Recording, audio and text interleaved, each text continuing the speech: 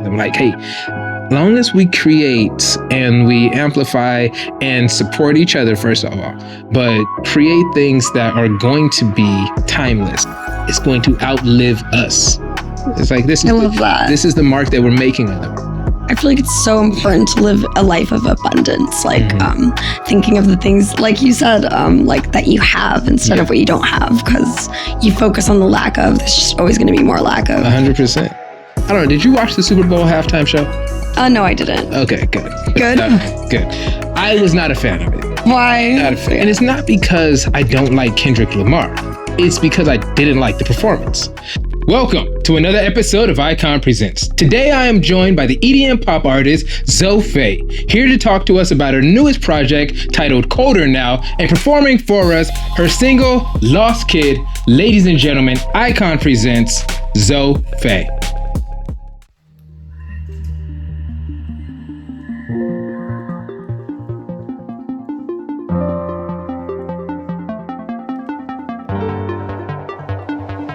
I was stressed out and filled with doubt. That's how I was, always how I was. My life was filled with uncertainty. Like, where will I go and when will I figure it out? But now I got my head out the clouds.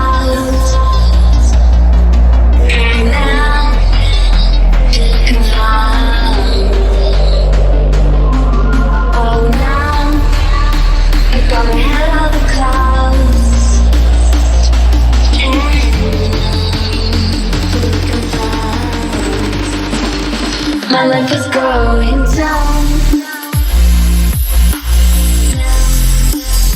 and really feel myself.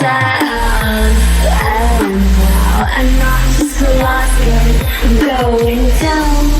Just a lost kid, down, just a lost kid. My life is going down, just a lost kid. I was screaming from the rooftops of San Francisco. I was gone with my cigarette burns, Ford and then whiskey, cocaine nosebleeds, escape artist with daydreams, living out a suitcase, mask with a pretty face, wandering down these empty streets. But now I got my head out the clouds. And now you can run. Oh, now I got my head out of the clouds. And now you can run.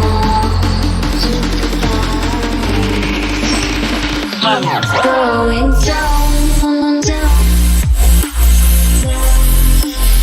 And I found myself. I'm not just a lost kid, I'm going down, down. My life is going down. My life is going down.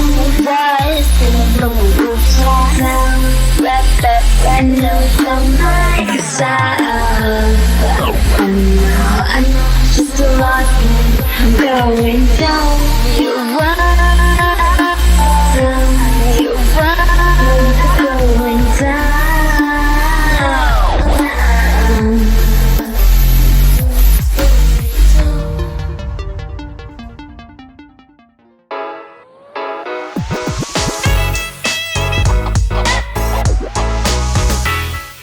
And welcome, Zoe Fae. How you doing? I'm doing great. How are you? I'm doing pretty good. I'm glad we were able to get connected. Me too. I know it's been a while. We've been trying to get at this for a little bit, scheduling and all that kind of stuff. Coming down from LA, I appreciate it. Of course. Taking out the time. I'm so happy to be here. It's great. So that song that you performed was called Lost Kid. Lost Kid, yeah. Okay, tell me a little bit about that. I feel like I resonate with with that? Yeah, so that's actually the first song that I released on this EDM project that I started 3 years ago. And that song is like honestly like one of the most important songs to me, like the most meaningful. So that's why I chose to do that one. Song's basically about like how I ran away from home as a teenager. And just like how I've been like searching for that feeling of like feeling like I belong somewhere and feeling like I'm at home. And I guess I just like want my music to like heal people in a way. Like, so if anyone ever felt like they ran away from home, or like if they like feel like they didn't belong somewhere, like that you're like safe. And like, I want that song to like comfort people, like if they're ever feeling like they're lost. Okay. Wow. Yeah. Yeah, I think every kid, especially every teenager, I think has felt some version of that. Yeah, I know. It's funny to me as I go back, like I've had conversations with my parents now, and I talk about how angsty I was as a kid.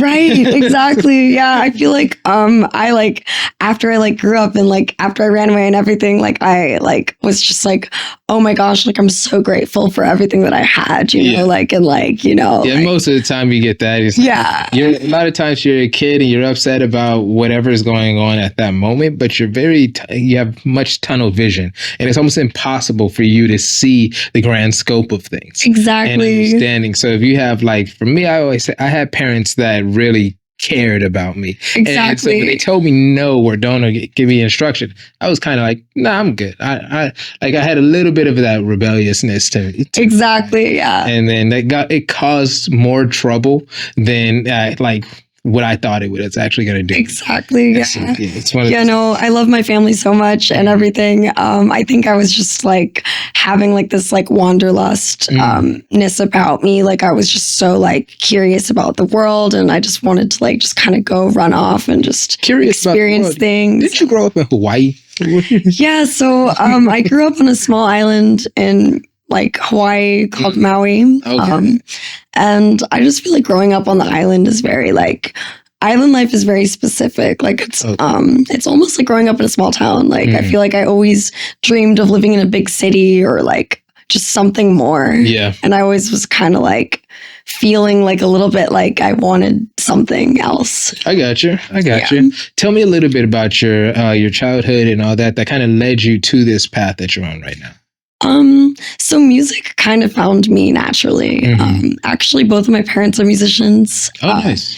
They both write songs and sing, and they're very talented. Like, any collaborative efforts going to come in? No, because actually, like growing up, I never expressed any interest in music because I was a lot more shy growing up. I was kind of like the shy, like artsy kid. Like I was really into painting and reading books. Yeah, I got you. It's kind of a nerd a little bit. Yeah, so, that were more isolated. But now, like music just kind of found its way to me. Like after I ran away, actually, I ended up joining a rock band. Okay. Out in Portland, Oregon. Nice. Yeah.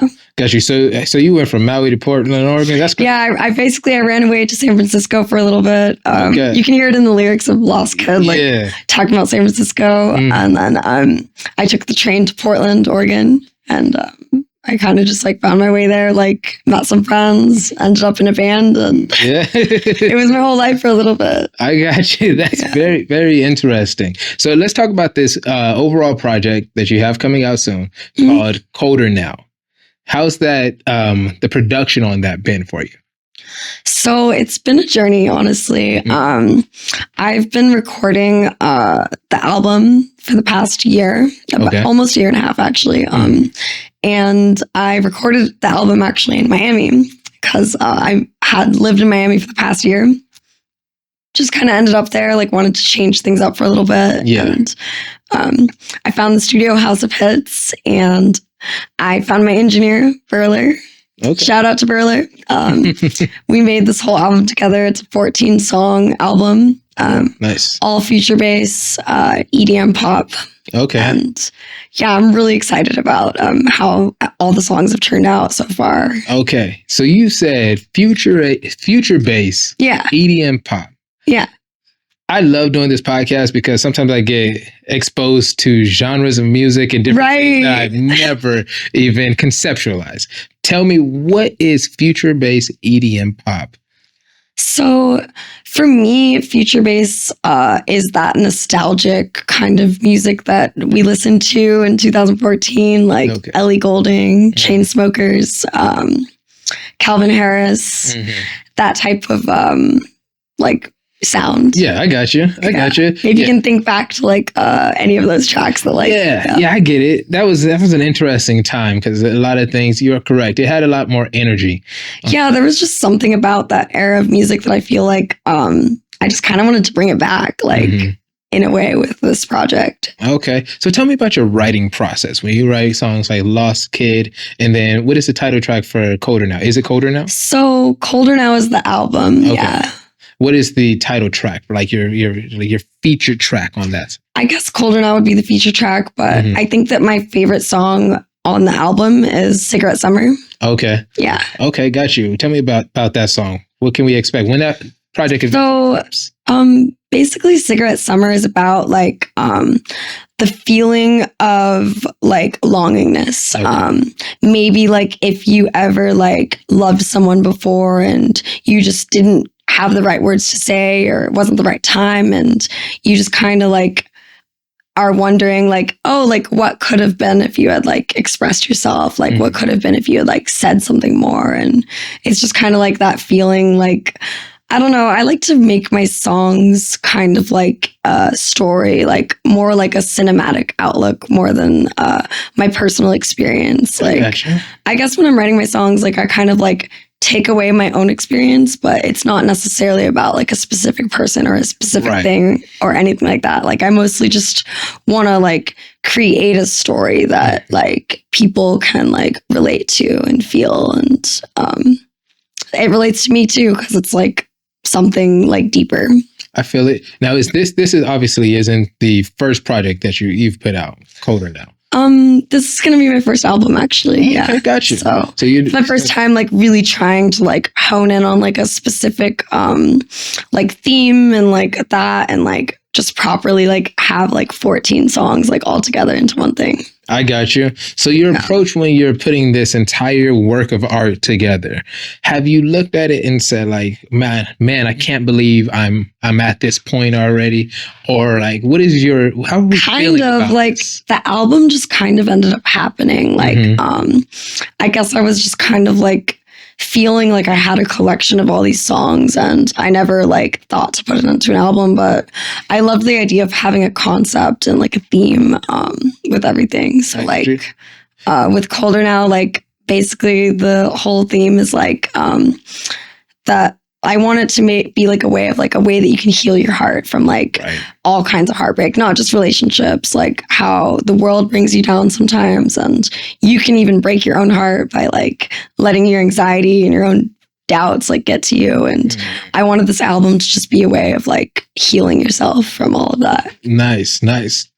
Any chance that we get like a release date or a tease as to like when we expect it to come out? So I have been taking my time with this. I originally wanted to release it on Valentine's Day. Okay.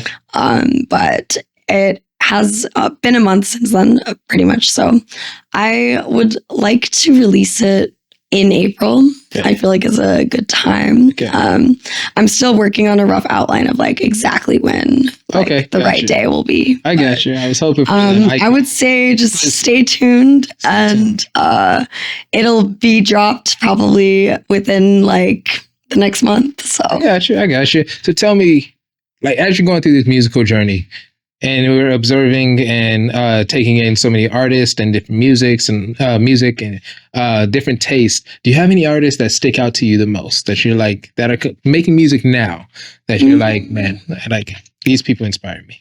I feel like current is a little bit harder for me to put my finger on, because I feel like my main inspirations is kind of like, you know, a little bit like retro, I guess you could say. The music that I honestly like gravitate to and like started listening to like before this EDM is a lot of alternative music. I love like I don't know. I love the Smiths. I love the Cure. I love Arctic Monkeys, The Neighborhood.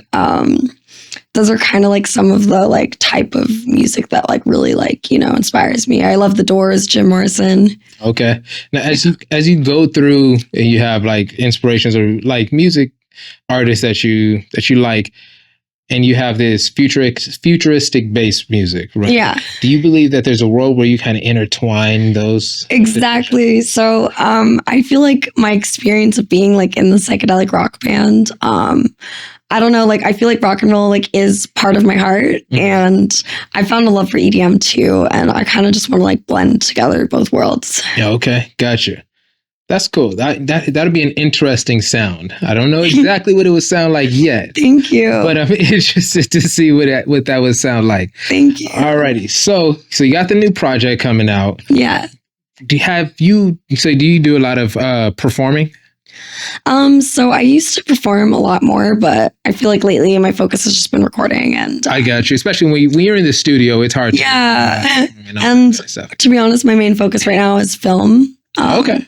I'm about to go to film school, and I put a lot of effort and work into my music videos. So I like directing my own music videos, making the storyline for all of that. I got you. So it takes the storytelling that you're trying to accomplish in music and give it a visual element to it. Yeah. That's pretty cool. I like that. When I write music, I take a similar approach, and I always say like, everything needs to be very cinematic, just like you said. Exactly. So I definitely can that resonates with me and agree with that, because it's like, for me, I like epic sounds. I'll put it. Yeah. I love that. Feel like that. Even when I read books, like I read comic books, and I love it. I was like anime, like manga. 100%. Okay, I love that. So all of it. And I remember, there's this comic book company called Rippaverse, and there's and Joe Bennett and Chuck Dixon, who are legendary comic book creators. They did a project with Rippaverse called Alpha Core, and Alpha Core was a very action-packed book. And in my mind, because the music in me gives me it gives me a soundtrack as I'm reading right off the bat, right? So I'm scoring this book as I'm reading it. And in my mind, it's funny because I look back at different scenes from that book, and I don't see them as pictures. I see them as scenes from a movie. And so sometimes it's hard for me to tell them like, oh yeah, remember that episode of, I'm like, oh shoot, no, that wasn't a show, that was a movie, but it's so vivid the way my mind works. I love that. You have a creative mind too. Yes, very. But the reason why I brought that up in the first place is because like it's an action-packed thing. So when I see like the superhero character take somebody up and like slam them back down to the ground or whatever like that, I call those bass drops. I love that. I actually love that. So like that's the entire way that my brain is working with it. So we talk about going back to film school and doing all that kind of stuff and encapsulating that entire thing. Yeah. Like, oh man, that experience is always amazing. Yeah, it's exactly. It's a ton of fun. So do you have what's your favorite music video? Do you have a favorite? So I just recently released, actually like a few days ago, I just released a new one called Model on TV. Okay. And I feel like this video is my most like movie-like highest production video that I've done with a lot more like extra things that I didn't usually have before. Okay. I have more like people like in the video, like acting out a storyline and everything. So that's been really cool. Like, I feel like I kind of like casted my friends into the video and just kind of tried to decide who would like fit certain roles and everything. And it was kind of cool because I feel like I was actually like in the director's seat, like for most of it, and like, you know, had the concept and everything, and like just seeing it all come together like makes me feel so like happy about it. Yeah. What was it called again? Model on TV. Model on TV. Yeah. Actually, what is it about? So Model on TV is actually a little bit controversial, but I basically just wanted to kind of like shine some light onto like the harshness of the modeling industry. Because I've been in the modeling industry, like I do modeling for work, and it has been something that like there's just a lot of aspects about it that like make you feel like you have to be a certain way, and that can like really cause like a lot of you know, like anxiety within yourself and a lot of self-doubt and like stuff. And especially with this whole like body image thing of like having to be like skinny and tall and all these things that you have to be perfect. And so yeah, the video, I kind of want to shed some light in it. And it's a little bit like, like brings people kind of like to think about it a little bit. I got you. Yeah. Do you think that it's ever going to change? I've been hearing the issue. So to be honest, from when I first started doing modeling and everything, I think that things have changed a lot. Still not to the level that I feel like it needs to be. Okay. As far as like, like body dysmorphia that can happen with people and everything like that. But I think that things are getting a lot better, especially with like the whole like height and like having tattoos thing. When I first started modeling, like I am short, actually. I'm 5'2" and I know, I could tell. But yeah, you can tell me the other deals. Yeah. But yeah, so I never thought that I was going to be able to like actually do modeling. But with print modeling, like height doesn't matter as much. Right, exactly. And I think times are changing now, so that's good. I think that change is like really important and needs to happen. I got you. And being able to insert that into your music and especially when it's something that relates directly to you. I think I was having a conversation with the previous guest that I had on the show, and we were talking about, because we had an opposing view, and at the end of it, we decided. Oh, really? Did you guys argue or no? Yeah, we did a little bit. For real? It was funny because so I don't know. Did you watch the Super Bowl halftime show? No, I didn't. Okay, good. Good. Good. I was not a fan of it. Why? Not a fan. Who performed? It was Kendrick Lamar. Oh, yes, I heard actually. Yeah. And the thing is, he's very controversial. Yeah. And it's not because I don't like Kendrick Lamar. It's because I didn't like the performance. So a lot of times people get wrapped up in this thing about like, oh, you didn't get it. You didn't get the message and all that kind of stuff. Yeah. And my approach is, forget the message. I got the message. I didn't care about it. You just didn't like the vocal performance, or what was it about it? So here's the thing. It was very isolationist. So it was like, hey, okay, what do you have you have a message or an issue or whatever like that you're putting, or that you're dealing with, or that you want to address, right? And you're on one of the biggest stages in the world right now. You have so many eyes on you at the biggest sporting event in the nation. And you're taking this opportunity now when you're paid and given the opportunity to entertain people. And instead of doing the entertaining thing, you're taking out the time to niche it and talk about some various issue or whatever like that for it. And it's not about, hey, it's not saying you can't do it at all. It's just the way that you do it. Yeah. I think the way that it was done, it focused more on the messaging and less on the entertaining aspect of it. Yes. The best way to do a story, and this is why this is a lost art. And I think that the fact that you find inspiration from older artists and older musicians rather than finding newer ones, and I think that's going to be a trend that most people fall into, is because a lot of one of the lost things that I call a lost art is the idea of being able to tell a story and get a message across, but also be entertaining about it. Exactly. So that's what you have. You don't want people, like, you don't want the vibe to be too dark, you know? Exactly. And like, I feel like I'm finding a balance with that. Yes, like, exactly. You can stay true to the overall feeling that you want to have. And if you have a story that talks about issues when it comes to modeling, so great. But I know at the core, it's a song that still needs to sound good. Exactly. Right? It's like, you can't, it's like, I gave him an example, and we had stopped recording after this. Me and him continued to talk about this. So I told him. You had to like end the scene. Yeah. Because it wasn't like it was heated or anything like that. It was just one of those things. Me and him, we were talking about it, and I told him, I said, look, here's the thing. It doesn't matter about the message. If you fail at the entertaining portion, that's the most important part. Yeah. Your message comes secondary to that, maybe even fifth, because you need to get the first thing that you need to do. You want people to like it. Yes.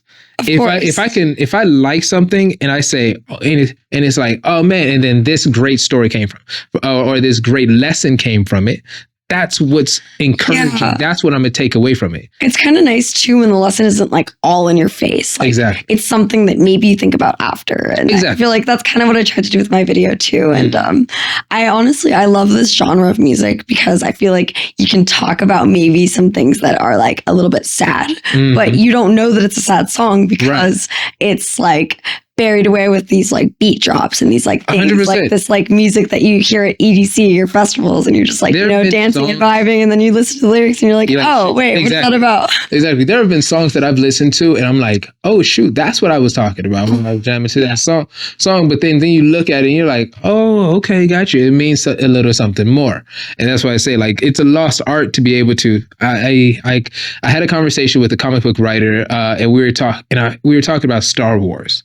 And I was talking about current day Star Wars versus past Star Wars. Past Star Wars had a lot of values and different things like that I can pass on to my kids, right? I have a daughter and a son, and I got exposed to Star Wars from my parents. And the values of those characters, from Luke Skywalker before Mark Hamill was a psycho, the values that were in those things was like, it was encouraging. It was things that you want a kid to know about working hard and persevering and not turning over to the dark side or, different influences and all that kind of stuff. It was like really, really good things.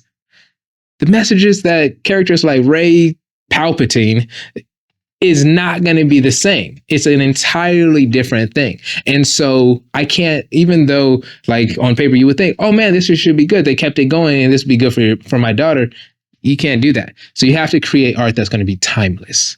Timeless. I love that. That's great. And timeless art is going to be the most, that's why Michael Jackson, I almost said Michael Myers. Michael Myers didn't make music. No, he was, but I will say like there's a lot of various things that we keep and they inspire generations, and that's what you want. And that's what I like connecting with creatives and telling them like, hey, long as we create and we amplify and support each other, first of all, but create things that are going to be timeless. Now, don't get wrapped up in the ideologies and different things like that with it, and stick true to the art and what we're trying to do.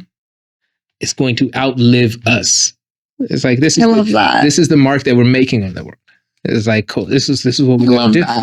So if you were to give anybody any advice or any words of encouragement or anything that you can take from the experience that you've had on your journey so far, in up becoming artists.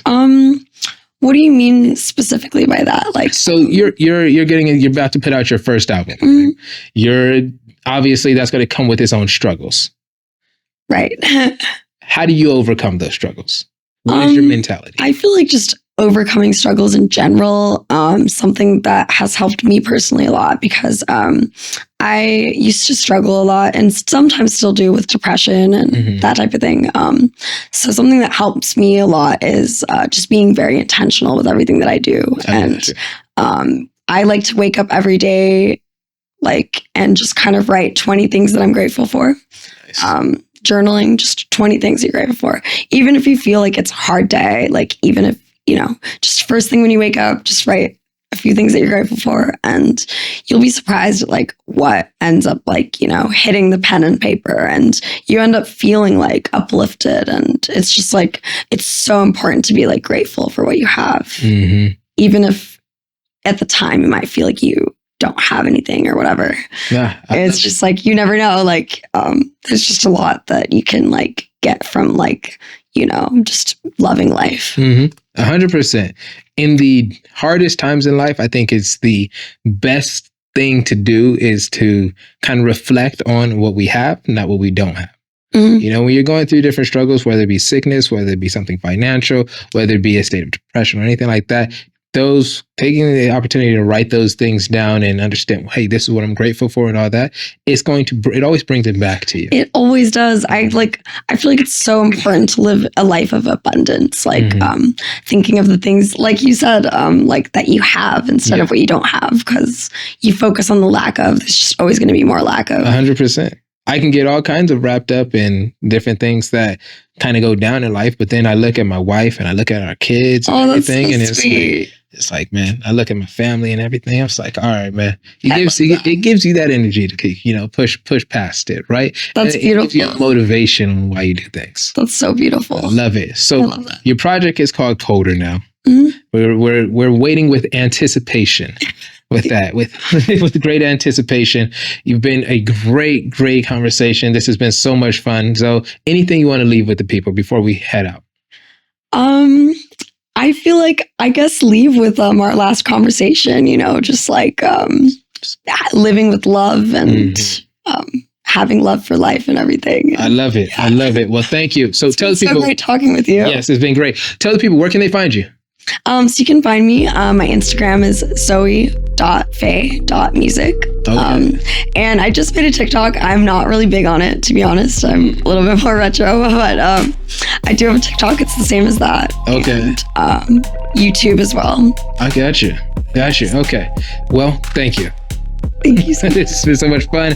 Thank you, ladies and gentlemen, for joining me for another episode of the Icon Presents podcast. Be sure to check out Zoe Fae and all of her work and all music and everything she has going on. It's been such a great time talking with you. Check out iconpresentspodcast.com to keep up with special events, blog posts, announcements, behind the scenes interviews, and everything else that we have going on. So with that being said, again, thank you for your support.